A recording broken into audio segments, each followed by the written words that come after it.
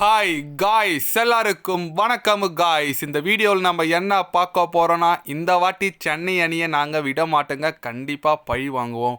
முதல் போட்டி நாங்கள் தோத்துட்டோம். அதுக்கு ரிவெஞ்ச் வாங்குற விதமாக வர சண்டே நாங்கள் எங்கள் கோட்டையில் வச்சு கண்டிப்பாக சென்னை அணியை வீழ்த்துவோம் அப்படின்னு சொல்லிட்டு மும்பை இந்தியன்ஸ் அணியின் பேட்டிங் பயிற்சியாளரான கேரன் பொலார்டு பார்த்தீங்கன்னா இப்போது சென்னை வாசஸ் மும்பை பார்த்தீங்கன்னா அவர் சண்டே மோத போகிறாங்க.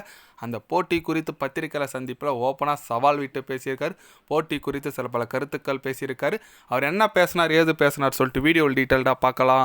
அதுக்கு முன்னே நீங்கள் நம்ம சேனலுக்கு புதுசாக வந்திருந்தீங்கன்னா ஒரே ஒரு சப்ஸ்கிரைப் மட்டும் பண்ணிவிட்டவங்க வீடியோக்குள்ளே போகலாம்.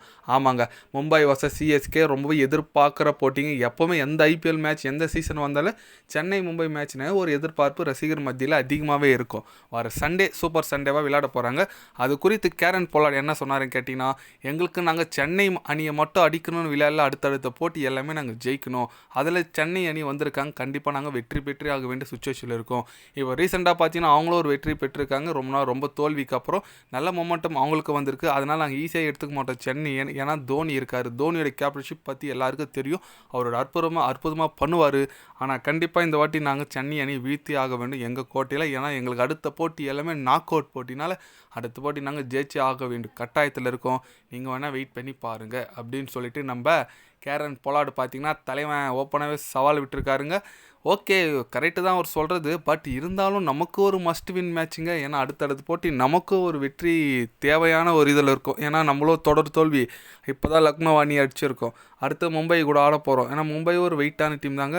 அவங்க எப்படி சொல்கிறது, ஃபார்முக்கு வந்துட்டாங்க திருப்பி. அவங்களும் ஒரு தொடர்ந்து தோல்வியிலேருந்து திருப்பி ஃபார்முக்கு வந்திருக்காங்க. அதனால் நம்மளுக்கு ஒரு மஸ்ட் வின் மேட்ச்சு, அவங்களுக்கும் மஸ்ட் வின் மேட்ச்சு. என்ன பண்ணுறதுன்னு தெரியல. அங்காளி பங்காளியும் ஒரே போட்டியாக மோதுறாங்க. பார்க்கலாம், நல்ல ஒரு என்டர்டெயின்மெண்ட் இருக்குங்க. ஏன்னா ரெண்டு டீமே ஒரு அது இல்லாமல் வான்கடி மைதானத்து பார்த்திங்கன்னா ஒரு பேட்டிங் பிச்சு. கண்டிப்பாக நமக்கும் பேட்டிங் இப்போ கொஞ்சம் நல்லா ஆட ஆரம்பிக்கிறாங்க. நல்லா இருக்குது பார்க்கறதுக்கு. அடுத்தடுத்த போட்டி கண்டிப்பாக நம்ம வெற்றி பெறுவோம். ஏன்னா தோனியோட கேப்டன்ஷிப் இருக்குங்க இப்போது. அதனால் நம்பிக்கை இருக்குங்க. ருத்ராஜிகைக்கும் நல்லா தான் பண்ணார். ஆனால் இருந்தாலும் தோனின்றது வேறு தான். பார்க்கலாம். ஏன்னா அஸ்வின் நல்லா கூட உட்கார வச்சு போன மேட்ச் ட்ரா பண்ணாங்க அஸ்வினை. அப்போ நம்ம வின் பண்ணோம். அதனால் இதுக்கு மேலே சீனியர் பிளேயர் யாருனா இருக்கட்டும், உட்கார வைக்கணும் உட்கார, நல்லா இல்லைனா உட்கார. அதுதான் தலை தோனியோட ஒரு எப்பவுமே ஒரு மந்திரம். ஓகே, பொறுத்து வந்து பார்க்கலாங்க அன்றைக்கி எந்த மாதிரி ஒரு ஷோ பண்ணுறாங்கன்னு சொல்லிட்டு.